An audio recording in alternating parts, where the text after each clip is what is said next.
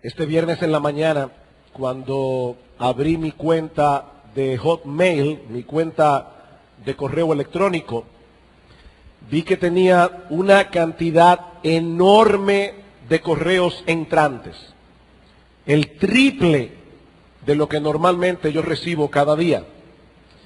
Resulta que alguien se adueñó de mi cuenta de Hotmail y a través de mi cuenta comenzó a enviar una propaganda a muchos de mis contactos, que a su vez comenzaron a escribirme diciéndome: usted tiene un virus en su computadora, alguien entró allí, cambie su clave. Lo sorprendente, para aquellos que estaban aquí el domingo pasado, es que nosotros la semana pasada precisamente usamos como ilustración el robo de identidad o la suplantación de identidad para explicar lo que significa estar en Cristo. Así que tuve que tomar un trago de mi propia medicina. Nosotros decíamos el domingo pasado que si un pirata cibernético se adueña de tu nombre y de tu clave, puede hacerte mucho daño. En mi caso, no fue una cosa del otro mundo, excepto que me tomó tiempo estar enviando respuestas a mis contactos. Ahora imagínate lo que pudiera suceder si alguien suplantara tu identidad en la página web del banco en el que tú tienes depositado tu dinero. Sin ningún problema, esa persona podría hacer un montón de transferencias de tu cuenta a la suya, un montón de transferencias a su favor. Pues mis hermanos, amigos que están aquí en esta mañana, es algo similar lo que ocurre cuando un pecador viene a Cristo en arrepentimiento y fe. Espiritualmente hablando, se produce un cambio de identidad. Cristo asume la nuestra en la cruz del Calvario, muriendo en nuestro lugar para pagar nuestra deuda con la justicia divina. Nosotros asumimos por medio de la fe la identidad de Cristo, que es perfectamente justa delante del trono de Dios. Pablo lo explica en 2 Corintios capítulo 5 versículo 21, al que no conoció pecado, Cristo por nosotros, a él Dios lo hizo pecado para que nosotros fuésemos hechos justicia de Dios en él. Él tomó voluntariamente nuestros pecados y nos transfirió a nosotros su justicia perfecta por medio de la fe. De manera, mis hermanos, que en el banco celestial nosotros podemos girar todos los cheques que queramos, siempre que lo hagamos en el nombre de Cristo y conforme a la voluntad de Cristo. Nuestra vida está escondida con Cristo en Dios, dice Pablo en Colosenses capítulo 3. Ahora bien, ¿significa eso que los creyentes pueden ahora vivir descuidadamente sin hacer ningún esfuerzo? Porque a final de cuentas su salvación no depende de ellos. Porque eso es lo que muchos piensan que el Evangelio enseña. Si mi salvación no depende de mis obras, entonces no importa cómo viva. Ya Cristo pagó mi deuda completa delante de la justicia de Dios. Lo que yo haga o deje de hacer no cambiará esa realidad. Los autores del Nuevo Testamento tuvieron que lidiar con esa distorsión del mensaje del Evangelio. Judas advierte a sus lectores que algunos hombres impíos se habían introducido en la iglesia y se hacían pasar por creyentes. Y una de las marcas distintivas de estos apóstatas es que convierten en libertinaje la gracia de Dios. Pablo tuvo que lidiar exactamente con el mismo problema en su carta a los romanos, sobre todo a partir del capítulo 6. El hecho de que nosotros estamos en Cristo y de que nuestra salvación depende enteramente de Él no es un incentivo para el pecado, no es un incentivo para que el creyente viva inactivo, como vemos claramente en el pasaje que vamos a estudiar en esta mañana en la carta de Pablo a los Colosenses. Vayamos a Colosenses capítulo 1 y vamos a leer los versículos 9 al 14. Mi intención original, mi intención original era predicar el texto completo, pero anoche tomé una decisión dolorosa. Decidí no concluir el pasaje completo porque no me iba a dar el tiempo. Colosenses capítulo 1, versículos 9 al 14. Dice el apóstol Pablo: por lo cual también nosotros, desde el día que lo oímos, no cesamos de orar por vosotros y de pedir que seáis llenos del conocimiento de su voluntad en toda sabiduría e inteligencia espiritual, para que andéis como es digno del Señor, agradándole en todo, llevando fruto en toda buena obra y creciendo en el conocimiento de Dios, fortalecidos con todo poder, conforme a la potencia de su gloria, para toda paciencia y longanimidad, con gozo dando gracias al Padre, que nos hizo aptos para participar de la herencia de los santos en luz, el cual nos ha librado de la potestad de las tinieblas y trasladado al reino de su amado Hijo, en quien tenemos redención por su sangre, el perdón de pecados. Créalo o no, este pasaje que acabamos de leer en el texto original es una sola oración del apóstol Pablo. Pablo quiere que estos creyentes continúen creciendo en gracia. Pablo quiere que estos creyentes sigan avanzando en sus vidas cristianas. Y eso es básicamente lo que él está pidiendo por ellos en esta oración que vamos a estudiar en esta mañana bajo dos encabezados. En primer lugar, yo quiero que veamos en este pasaje algo que se manifiesta acerca del hábito de oración del apóstol Pablo. Y en segundo lugar vamos a ver lo que él pide específicamente por los colosenses. Así que veamos en primer lugar lo que este pasaje nos enseña indirectamente, incidentalmente, sobre el hábito de oración del apóstol Pablo. Versículo 9 otra vez. Dice: por lo cual también nosotros, desde el día que lo oímos, no cesamos de orar por vosotros. Aquellos que estaban aquí la semana pasada verán que Pablo comienza esta sección de una manera muy similar a la sección anterior. Versículo 3. Siempre orando por vosotros, damos gracias a Dios, Padre de nuestro Señor Jesucristo, habiendo oído de vuestra fe en Cristo Jesús.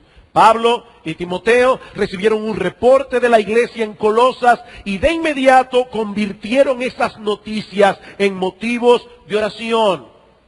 Ellos estaban convencidos de que nada puede hacerse en la obra de Dios si no es en dependencia de Él en oración. Y es por eso que Pablo constantemente pide oración por las iglesias. Él ora por las iglesias a la vez que pide a las iglesias que oren por Él.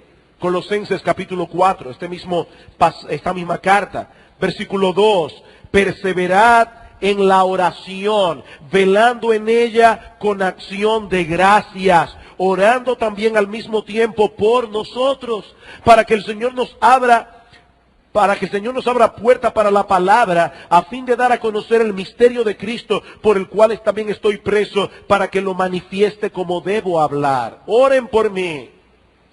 De paso, y es una culpa mía, olvidé en el tiempo de oración que el pastor Eduardo Saladín está en Haití en estos momentos. Le fue muy bien en el día de ayer, un reporte que nos trajo, o que trajo a su esposa. Pero hermanos, nosotros los creyentes podemos hacer cosas extrañas. Podemos estar aquí oyendo un sermón y al mismo tiempo en nuestros corazones enviando dardos al cielo, pedidos de auxilio y diciendo: Señor, bendice al pastor Eduardo mientras predica. Ahora, mis hermanos, el punto es que nosotros no debemos confiar en los predicadores. El apóstol Pablo era Pablo y él está diciendo a los hermanos de Colosas: por favor, hermanos, oren por mí. Y escribiendo a los hermanos en Roma, les dice en el capítulo 15, versículo 30, yo les ruego que se unan conmigo en esta lucha y que oren por mí a Dios. Así dice el texto literalmente. Hemos dicho muchas veces desde este púlpito que la oración es un misterio. Definitivamente la oración es un misterio.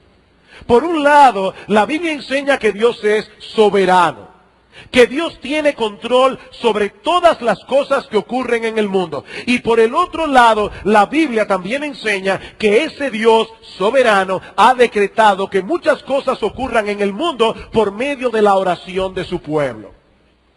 Vosotros no tenéis lo que deseáis porque no pedís, dice Santiago capítulo 4, versículo 2. ¿Y saben qué, mis hermanos? Nuestra responsabilidad no es resolver el misterio. Nuestra responsabilidad es obedecer a Dios y Él nos manda que oremos.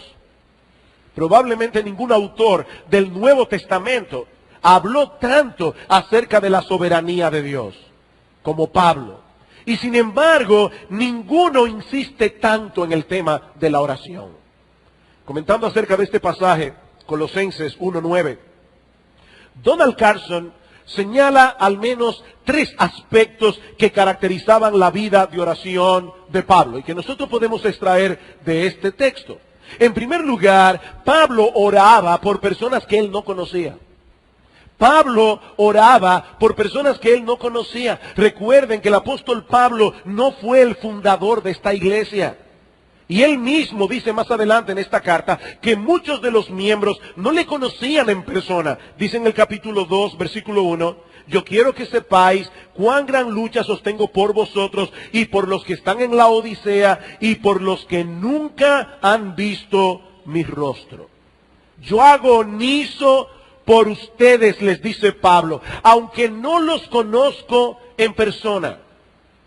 Mis hermanos, Pablo no se limitaba a orar por el círculo de sus amigos, ni por las iglesias que él había fundado. Su preocupación era mucho más universal. Dice Donald Carson que si el límite más remoto de nuestras oraciones es nuestro círculo de amistades, eso puede estar indicando cuán pequeño y egocéntrico es nuestro mundo. Y sigue diciendo él, por supuesto, nosotros no podemos orar por todos los creyentes del planeta, excepto en forma general. Pero nos hará bien centrarnos en noticias de cristianos que están en diversas partes del mundo que nunca hemos visitado. Enterarnos de lo que podamos sobre ellos, y ahora eso es muy fácil a través de la internet, recibir noticias de otros lugares, de otros creyentes, y aprender a interceder por ellos ante Dios. Dice Carson, esto no solamente es una expresión importante del compañerismo de la iglesia, sino una disciplina crítica que ampliará nuestros horizontes, acrecentará nuestro ministerio y nos ayudará a convertirnos en cristianos universales. Mis hermanos, nosotros tenemos miembros de nuestra familia en la fe que viven alrededor del mundo entero. Y debemos orar por ellos.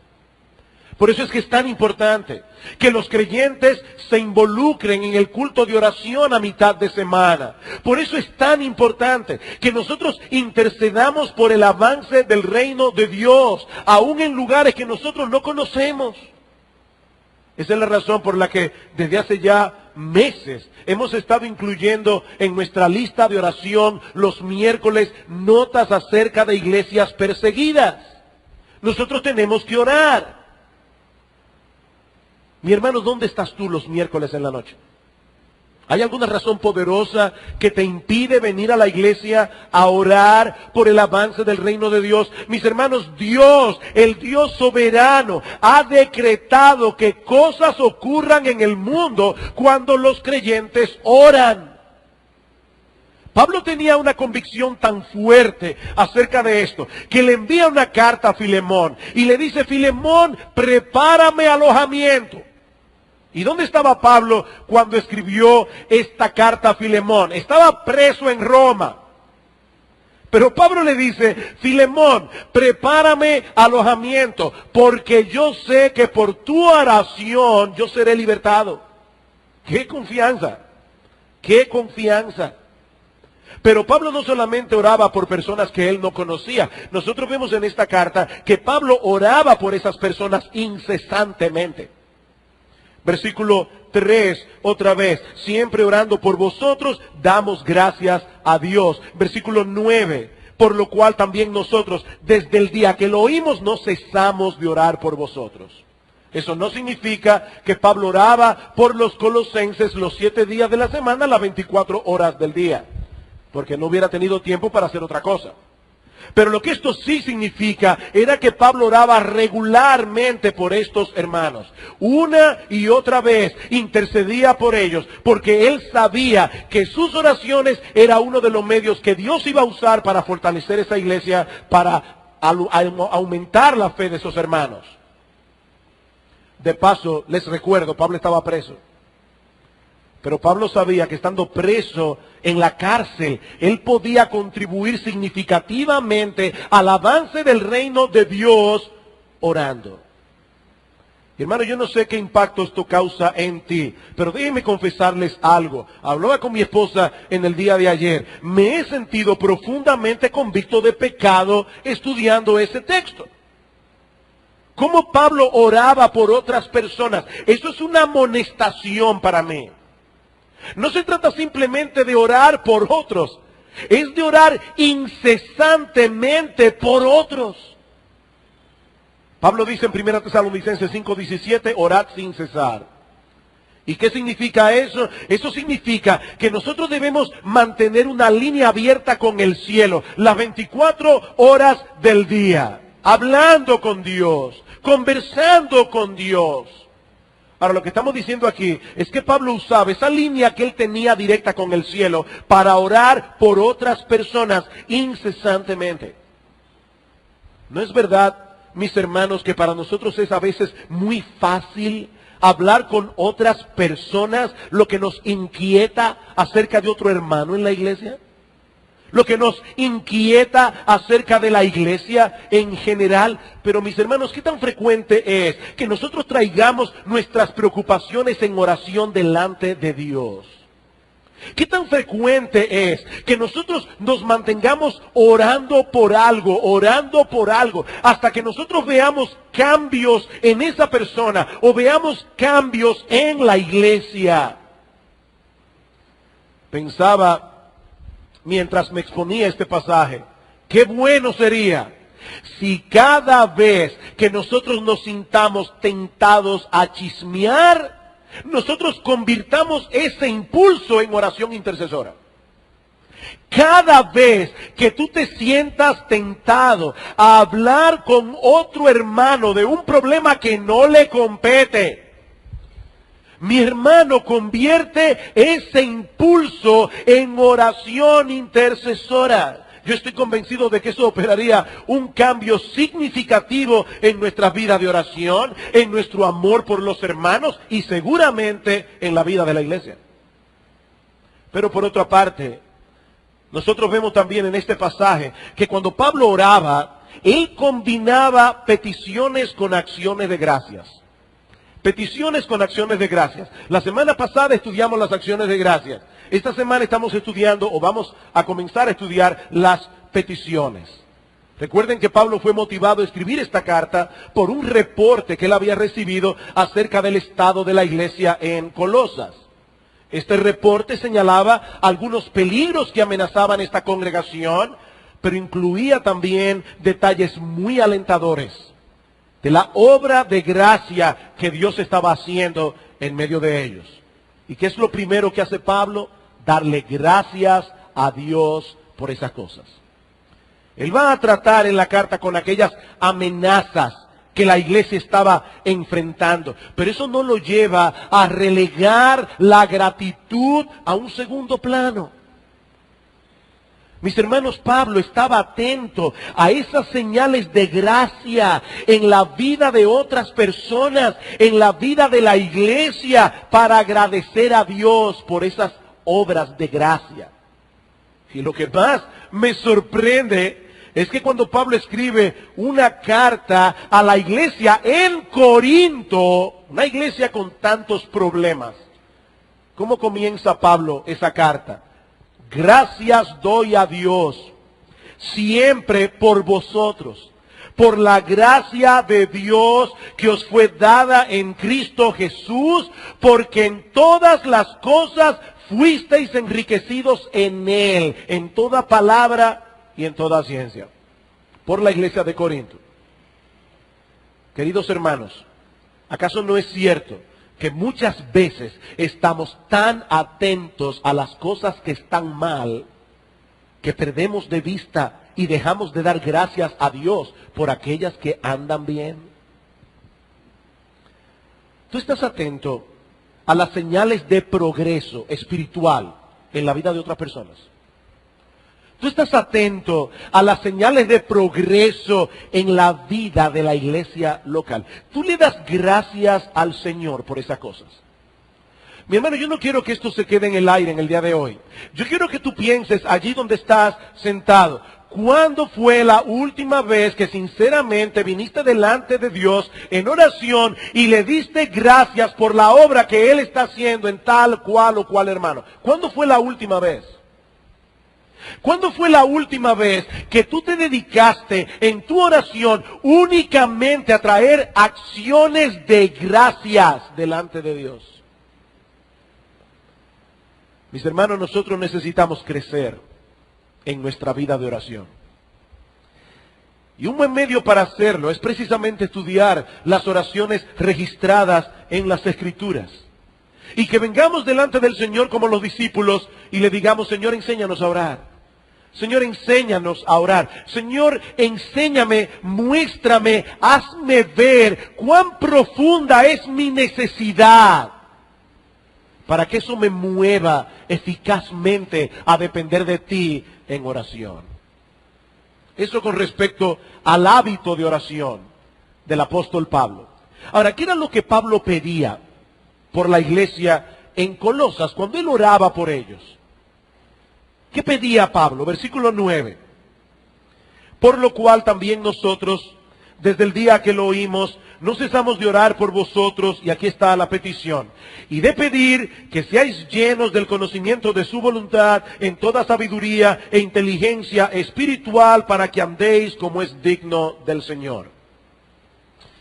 Antes de pasar a ver los detalles de este pasaje que acabamos de leer, permítanme mostrarles el flujo de pensamiento del apóstol Pablo aquí, porque va a ser muy edificante. ¿Qué está pidiendo Pablo por estos hermanos? Bueno, primordialmente, él está pidiendo que ellos sean llenos del conocimiento de su voluntad en toda sabiduría e inteligencia espiritual. ¿Para qué? Bueno, con el propósito de que ellos puedan andar como es digno del Señor, agradándole en todo. ¿Y eso qué significa? Eso significa llevar fruto en toda buena obra, crecer en el conocimiento de Dios, estar fortalecidos con todo poder para toda paciencia y longanimidad, y dar gracias a Dios constantemente con gozo. Ese es el andar que agrada a Dios. No lo veremos hoy en la mañana, esa era mi intención original, no vamos a poder. Pero vean el flujo. Pablo pide: yo quiero, Señor, que estos hermanos en Colosas sean llenos de conocimiento. ¿Para qué? Para que ellos puedan andar como es digno del Señor, agradándole en todo. Pablo, ¿y qué significa ese andar que es digno del Señor y que a Dios le agrada? Eso significa llevando fruto en toda buena obra, creciendo en el conocimiento de Dios, fortalecidos con todo poder conforme a la potencia de su gloria, para toda paciencia y longanimidad, y dando gracias a Dios con gozo. Eso lo veremos la semana que viene. Ahora bien, lo que yo quiero que ustedes noten en esta mañana es que para que un creyente pueda seguir avanzando en su vida cristiana, necesita conocimiento. Conocimiento. Pablo dice: yo quiero que ustedes vivan de esta manera, pero para que eso sea posible, ustedes tienen que estar llenos del conocimiento de su voluntad en toda sabiduría e inteligencia espiritual. Dice Calvino: la fe no descansa en la ignorancia, la fe descansa en el conocimiento. Y esto es algo, mis queridos hermanos, que nosotros debemos subrayar en negrita en el día de hoy. ¿Saben por qué? Porque nosotros vivimos en días donde muchas personas que profesan ser cristianos le han hecho un culto a la ignorancia. Muchas personas que profesan ser cristianos desechan el conocimiento como algo sin importancia. De hecho, algunos llegan a pensar que el conocimiento es dañino. ¿Y de dónde sacan eso? Bueno, uno de los textos favoritos de estas personas es 1 Corintios capítulo 8, versículo 1. Ellos no sabrán otros textos de la Biblia de memoria, pero ese sí. El conocimiento envanece, pero el amor edifica. Bien, ¿qué significa eso? ¿Está implicando Pablo en ese texto que el conocimiento es dañino para los cristianos? Bueno, si eso fuera así, yo no entiendo para qué razón Dios incluyó en el Nuevo Testamento tantas doctrinas que nosotros debemos conocer acerca de la persona de Dios, acerca de la persona de Cristo, acerca de la salvación, acerca de la iglesia, acerca de un montón de cosas más. ¿Para qué Dios reveló esas doctrinas? ¿Saben para qué? Porque Dios quiere que sus hijos, que su pueblo tenga un buen armazón doctrinal y teológico. ¿Qué es entonces lo que la Biblia advierte? Que buscar el conocimiento por el conocimiento en sí no será una ayuda, será un tropiezo. Como bien señala Sam Storm, aprender por el mero hecho de aprender puede que expanda la mente, pero no necesariamente transforma el corazón. Por eso Pablo no está pidiendo simplemente, Señor, yo quiero que tú llenes a estos hermanos de conocimiento. No, es del conocimiento de su voluntad. ¿Y eso qué significa? Bueno, para muchas personas, cuando oyen hablar de la voluntad de Dios, inmediatamente lo conectan con la dirección particular de Dios para los diversos aspectos de la vida. ¿Con quién me casaré? ¿Qué carrera debo estudiar? ¿A qué iglesia debo asistir? Pero mis hermanos, no es de eso que Pablo está hablando aquí. Cuando Pablo habla de la voluntad de Dios, se refiere más bien a los mandamientos, a los principios que Dios nos ha revelado en su palabra y que nosotros debemos obedecer. Por ejemplo, en el Salmo 143:10 dice el salmista, enséñame a hacer tu voluntad, porque tú eres mi Dios. Señor, yo reconozco que tú eres mi amo, yo reconozco que tú eres mi dueño, yo reconozco que tú eres mi jefe, si quieren verlo de otra manera, y por lo tanto yo te ruego a ti que me enseñes a hacer tu voluntad, enséñame a obedecer lo que tú mandas. Por eso el texto sigue diciendo, tu buen espíritu me guíe a tierra de rectitud.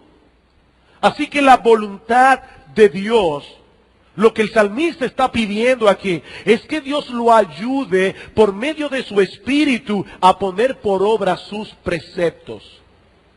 ¿Qué es lo contrario a andar en la voluntad de Dios? Lo contrario es andar en necedad. Y por favor que nadie se ofenda, no lo estoy diciendo yo, lo dice el apóstol Pablo, Efesios capítulo 5. Versículo 15. Hay dos formas de andar, hay dos formas de vivir. O uno vive como sabio en el temor de Dios, haciendo su voluntad, obedeciendo sus preceptos. El principio de la sabiduría es el temor a Jehová. O uno vive como un necio, despreciando la voluntad de Dios. Dice Pablo en Efesios 5:15, mirad con diligencia cómo andéis, no como necios, sino como sabios, aprovechando bien el tiempo porque los días sois malos. Por tanto, no seáis insensatos, sino entendidos de cuál sea la voluntad del Señor. He ahí, la voluntad del Señor es algo que debemos entender. Algo que ya fue revelado en la Biblia. ¿Saben lo penoso de esto, mis hermanos? Que muchas personas se pasan la vida tratando de discernir cuál es la voluntad de Dios en asuntos específicos como el matrimonio, como el trabajo, como la iglesia, pero al mismo tiempo descuidan la voluntad que ya Dios reveló en su palabra. Déjenme ponerles un ejemplo. Imagínate que tú estás en medio de una situación aflictiva, un problema económico, una enfermedad, una situación difícil con alguna persona en particular, y tú estás orando al Señor que te muestre su voluntad en medio de ese problema. Bueno, yo no estoy aquí jugando al gurú, ¿verdad? Yo no estoy aquí diciendo, como dicen algunos predicadores, yo sé que en el medio nuestro hay alguien que vino esta mañana con tal o cual problemas. Por supuesto, en una iglesia grande tú dices cualquier cosa y a alguien se le pega. Y la persona que está ahí sentada dice, wow, Dios le reveló algo con respecto a mí. Yo no estoy haciendo eso hoy en la mañana. Sin embargo, déjame decirte ahora mismo, en este momento, cuál es la voluntad de Dios para ti. Primera Tesalonicenses, capítulo 5, versículo 16. Está siempre gozosos, orad todo, porque esta es la voluntad de Dios para con vosotros en Cristo Jesús. Yo no necesito ser profeta, yo no necesito ser un gurú para decirte hoy en la mañana cuál es la voluntad de Dios para ti en medio de tu problema. Dios quiere que tú estés siempre gozoso. Dios quiere, es su voluntad que tú ores sin cesar, es su voluntad que tú le des gracias a Dios en todo. ¿Y sabes qué? Es en el contexto de la obediencia a esos mandamientos ya revelados que Dios te va a guiar en todo lo demás. Es inútil pedir a Dios que te guíe y te muestre su voluntad, con quién te vas a casar, qué carrera vas a estudiar, si al mismo tiempo estás descuidando la clara voluntad de Dios revelada en su palabra. Mis hermanos, Dios no está jugando al escondido con nosotros. Él nos ha revelado su voluntad. Él nos ha revelado lo que Él quiere que nosotros hagamos en medio de cualquier situación. Por eso noten lo que Pablo sigue diciendo en Colosenses capítulo 1.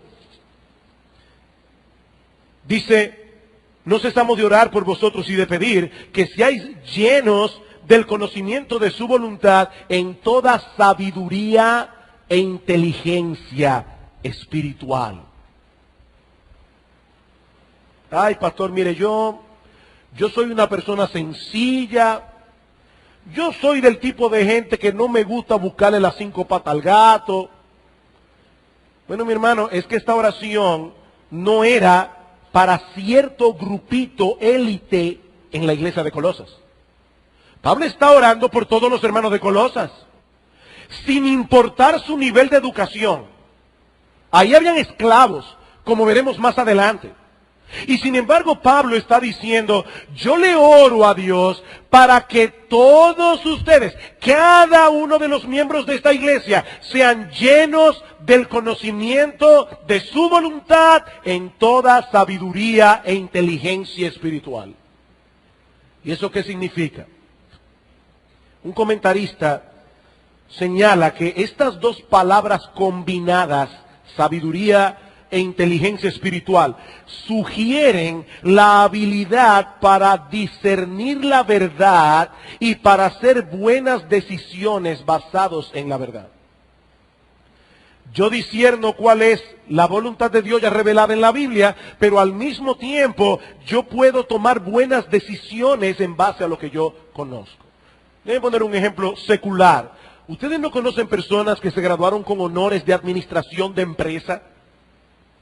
Eran geniales, pero han quebrado un montón de negocios. Ellos tienen mucho conocimiento, ellos tienen mucha información en su cabeza, pero a la hora de decidir, a la hora de actuar, se vuelven un cero. Bueno, Pablo no quiere simplemente que estos hermanos tengan la cabeza llena de conocimiento. Pablo quiere que estos hermanos sepan cómo entender y aplicar ese conocimiento de la voluntad revelada de Dios en las decisiones de la vida práctica. Ahora, no olviden que el problema que estaba enfrentando la iglesia en Colosas es que algunos falsos maestros estaban tratando de venderles la idea de que la salvación en Cristo era incompleta. Estaban vendiéndole la idea de que ellos necesitaban conocer ciertas verdades ocultas que solo algunos iluminados conocen. Y ahora Pablo les dice, no, mis hermanos, no, mis hermanos, lo que ustedes necesitan no es conocer una verdad esotérica que solamente un grupo elitista conoce. Lo que ustedes necesitan es un mejor entendimiento de lo que ya Dios ha revelado en su palabra. No traten de comprar lo que ustedes ya tienen, dice Pablo. Si ustedes quieren vivir una vida que sea digna y agradable delante de Dios, no se dejen seducir buscando fuera del Evangelio lo que ya Dios les dio en el Evangelio. Pablo vuelve sobre este punto en la carta una y otra vez. Pablo dice, Dios a mí me dio el ministerio de revelar el misterio que estaba oculto, pero que ahora ha sido revelado a sus santos. Pablo le dice más adelante, yo les ruego que no se dejen engañar, porque en Cristo están escondidos todos los tesoros de la sabiduría y del conocimiento. Mis hermanos, no se aparten ni a derecha ni a izquierda de lo que Dios nos ha revelado en su palabra, porque es aquí donde se encuentra la verdadera sabiduría. Pero eso no quiere decir que Dios en su gracia común no haya dado a los hombres entendimiento en ciertas cosas. Pero mis hermanos, cuando la filosofía del mundo, cuando los expertos del mundo contradicen lo que Dios nos ha revelado en su palabra, nosotros tenemos que decir como Pablo en Romanos capítulo 3 versículo 4, sea Dios veraz y todo hombre mentiroso. A mí no me importa los PhDs que tengan, si estos expertos, estos psicólogos o estos expertos en la conducta nos dicen algo que es diferente a lo que está revelado en la Biblia, Dios es veraz, el hombre es mentiroso. Es en las Escrituras donde nosotros encontramos lo que Francis Schaeffer llamó la verdad verdadera. La verdad verdadera. Y es de esa escritura, mis hermanos, que nosotros debemos empaparnos. Porque hay muchos falsos profetas a través de la televisión, a través de la internet, a través de un montón de cosas. Por eso es que es tan vital que un creyente lea. Por eso es tan creyente que se explique y se aplique el texto bíblico. Un creyente que descuida la lectura de la Biblia, un creyente que con facilidad se ausenta de los cultos donde la Biblia es explicada y aplicada, está dando señales preocupantes de su amor por el Señor. Algunas personas parece que vienen el domingo en la mañana a la iglesia para calmar sus conciencias. No, ya venir en la tarde es demasiado. Yo recuerdo cuando yo estudiaba en el seminario, a nosotros nos daban 2 días a la semana, martes y jueves, para llamar a nuestras novias, los que teníamos novia. Y solo nos permitían hablar por teléfonos 10 minutos. A veces yo sentía que no había empezado a saludar cuando los 10 minutos se habían ido. Era sumamente frustrante. Yo no me imagino a un novio al que le dan 3 horas a la semana para hablar por teléfono con su novia, lunes, miércoles y viernes, que le va a decir a la novia, yo no sé mi amor, pero yo siento como que estamos hablando demasiado por teléfono. No, nunca es suficiente. Nunca es suficiente. Yo recuerdo al principio de mi relación con Gloria, la que ahora es mi esposa, mi papá me decía, ¿qué? ¿Estás leyéndole por teléfono lo que el viento se llevó? Y déjenme decirles algo, yo odio hablar por teléfono, a mí no me gusta hablar por teléfono, pero esto es diferente. Bueno, hermanos, el hombre que ama a Dios, el hombre que quiere saber la voluntad de Dios, el hombre que quiere vivir digno, de un andar digno del Señor, esa persona no va a perder oportunidad para aprender mejor la palabra de Dios.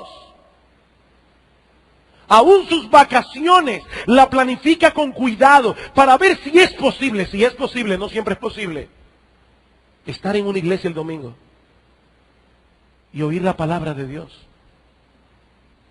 ¿Exagerado? No exagerado. Nosotros somos seguidores de Cristo. Debemos andar como Él anduvo. ¿Y saben dónde está Cristo todos los domingos? En su iglesia. No está en otro lugar. Está en su iglesia. Donde estén 2 o 3 congregados en mi nombre, allí estoy yo en medio de ellos. La palabra de Dios. Y hermanos, vuelvo y repito, ese conocimiento del que estamos hablando aquí no es simplemente para llenar nuestras cabezas de teología. La meta, dice Pablo, es para que andéis como es digno del Señor. Para que andéis como es digno del Señor. Y cuando la Biblia habla de un andar, del andar de alguien, se refiere a la conducta de una persona, al modo de vida de una persona. Lo que Pablo está diciendo es que el fruto que produce una mente controlada por la palabra de Dios es un estilo de vida que es digno del Señor, en el que profesamos creer. Esa es la meta que el Nuevo Testamento pone delante de nosotros si somos creyentes. En 1 Tesalonicenses 2:12 Pablo dice que debemos andar como es digno de Dios. A los efesios les pide que anduviesen como es digno de la vocación con que fuiste llamados. Efesios 4:1. A los filipenses que se comporten como es digno del evangelio de Cristo. Filipenses 1:27. ¿Y cuál es la idea detrás de esa expresión? Bueno, permítame decirle primero lo que eso no significa. Lo que no significa vivir una vida digna del Señor. Pablo no está enseñando en estos textos que nosotros debemos comportarnos de tal manera, que nosotros debemos hacer tal esfuerzo personal, que lleguemos a ser dignos de la salvación. Que lleguemos a ser dignos de que Dios nos tome en cuenta. Eso es totalmente opuesto al evangelio de la gracia. ¿Cuál es la idea? Es que vivamos de tal manera que reflejemos al mundo cuán digno es nuestro Dios de que nosotros le obedezcamos de ese modo. Esa es la idea. Dice Storm, nuestro gran trino Dios y la maravillosa en un valor tan infinito, tan exaltado, tan hermoso, que nosotros debemos vivir siempre de tal manera que el mundo reconozca eso. En otras palabras, dice él, vivan de tal manera que las personas a vuestro alrededor tengan que exclamar, pero qué increíble es ese Dios en el que esa persona ha creído. Ese es el punto. Nuestra meta, dice Sam Storm, no es que nosotros provoquemos alabanza y admiración por lo que somos, sino alabanza y admiración por quien Él es. Jesús, la cruz y el evangelio de salvación solo por gracia, por medio de la fe sola, son dignos de que nuestras vidas reflejen su valor, no el nuestro. ¿Qué dice el Señor en Mateo 5:16? Vosotros sois la sal de la tierra, vosotros...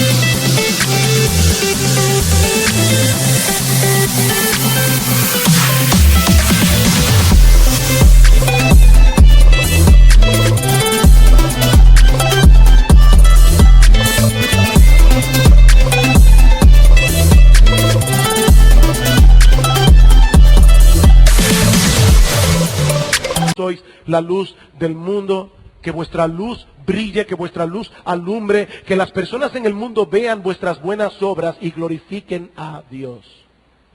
Y glorifiquen a vuestro Padre que está en los cielos. Una persona que vive con esa conciencia, yo quiero que las personas en el mundo, cuando vean mi comportamiento, vean claramente cuán digno es el Señor en el que yo he creído. Una persona que viva con esa conciencia procurará agradar al Señor en todo lo que hace. Y yo sé que esa meta puede parecer inalcanzable para muchos, pero Pablo dice, para que andéis como es digno del Señor, agradándole en todo. Ahora déjame decirte algo que te ayude a lidiar con el pensamiento de, esa es una meta que yo no voy a poder alcanzar. Déjame decirte algo y con esto termino. Y espero que te sea de aliento. Así como Dios puede percibir en nuestros corazones los pecados que nadie ve, así también Dios puede percibir en nosotros lo que nadie percibe cuando nosotros estamos haciendo un esfuerzo enorme por agradarle. Nadie lo ve. Solo Dios lo ve. Nadie vio cuando yo me mordí la lengua para no decirle 3 cosas a esa persona. Dios lo vio. Nadie se dio cuenta cuando te quedaste callado para no mostrar lo que tú sabes con respecto a cierto tema y tú razonaste dentro de ti. Esto es orgullo. Yo no quiero pecar contra Dios. Nadie lo vio porque te quedaste callado. Dios lo vio. Dios lo vio. Mis hermanos, dice la Biblia que hasta un vaso de agua que nosotros le demos a uno de los pequeñitos de Dios, simplemente porque es de Dios, eso no quedará sin recompensa. Dios sabe que nosotros somos débiles. Dios sabe que nosotros le obedecemos con lucha en nuestro corazón. Dios lo sabe. Pero Él mismo dice que Él nos va a decir cuando lleguemos al cielo, bien, buen siervo y fiel. En lo poco fuiste fiel. Yo vi tus luchas. Yo vi tu esfuerzo en obedecerme. Yo vi cuando hiciste esto o aquello con mucha debilidad, pero yo vi tu esfuerzo. Bien, buen siervo y fiel. Mis hermanos, Dios no es estoico, como vamos a ver en la conferencia que va a dar el pastor Brian Borgman cuando hable de la vida emocional del hombre. Nuestro Dios tiene emociones. Nosotros tenemos emociones porque fuimos creados a la imagen de Dios. Y mis hermanos, nosotros podemos hacer cosas que traigamos alegría al corazón de Dios, que es agradable delante de Dios. Ahora déjenme decirles lo más increíble. Lo más sorprendente, lo sorprendente de esto es que cuando Dios se goza y se deleita en nuestras buenas obras, en realidad se está regocijando en su propia obra de gracia en nuestros corazones. Y eso sí que es sorprendente. Efesios 2. La salvación es por gracia, por medio de la fe, y esto no de vosotros, porque es un don de Dios, no por obras, para que nadie se gloríe, porque somos hechura suya, creados en Cristo Jesús, para buenas obras, las cuales Dios preparó de antemano para que anduviésemos en ellas. Ahora, ¿quieren un texto todavía más increíble? Hebreos capítulo 13. Escuchen esto. Hebreos capítulo 13. Mis hermanos, esto es casi como para saltar del asiento. Dice el autor de Hebreos, y el Dios de paz, que resucitó de los muertos a nuestro Señor Jesucristo, el gran pastor de las ovejas, por la sangre del pacto eterno, os haga aptos en toda buena obra, para que hagáis su voluntad, haciendo Él en vosotros lo que es agradable delante de Él por Jesucristo, al cual sea la gloria por los siglos de los siglos. Él os haga aptos. Así que Dios nos ve y dice, wow, mira mi gracia ahí trabajando. Mira mi gracia, qué gozo me da ver mi gracia. trabajando en la vida de este hombre o de esta mujer tan débil. Por eso es que Pablo dice en Filipenses capítulo 2,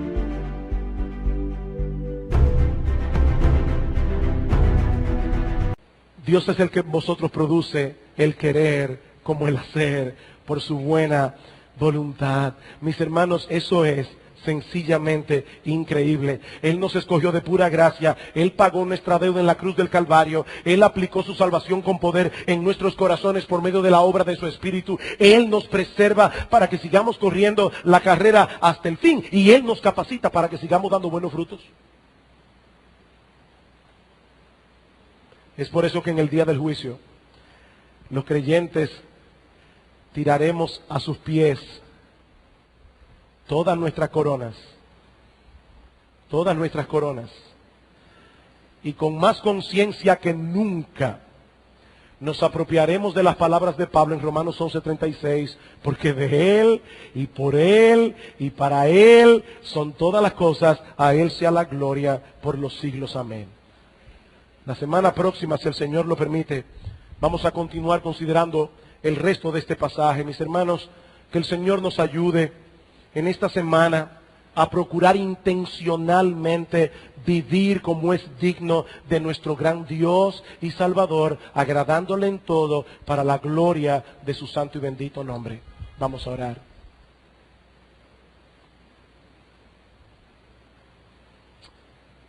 Padre bueno, ¿qué podemos decir, Señor? Más que alabar, bendecir y exaltar tu gracia. Oh Señor, gracias por habernos amado con amor eterno. Gracias, Señor, por habernos amado, por amarnos de la manera como tú nos amas. Señor, ayúdanos a vivir como es digno de ti. Ayúdanos, oh Señor. Fortalécenos en nuestro espíritu. Haznos aptos en toda buena obra. Señor, gózate en nosotros, viendo la obra de tu gracia en nosotros. Alabado sea tu nombre y alabado sea Cristo, en cuyo nombre pedimos estas cosas. Amén. En nuestro espíritu, haznos aptos en toda buena obra. Señor, gózate en nosotros, viendo la obra de tu gracia en nosotros. Alabado sea tu nombre y alabado sea Cristo, en cuyo nombre pedimos estas cosas. Amén.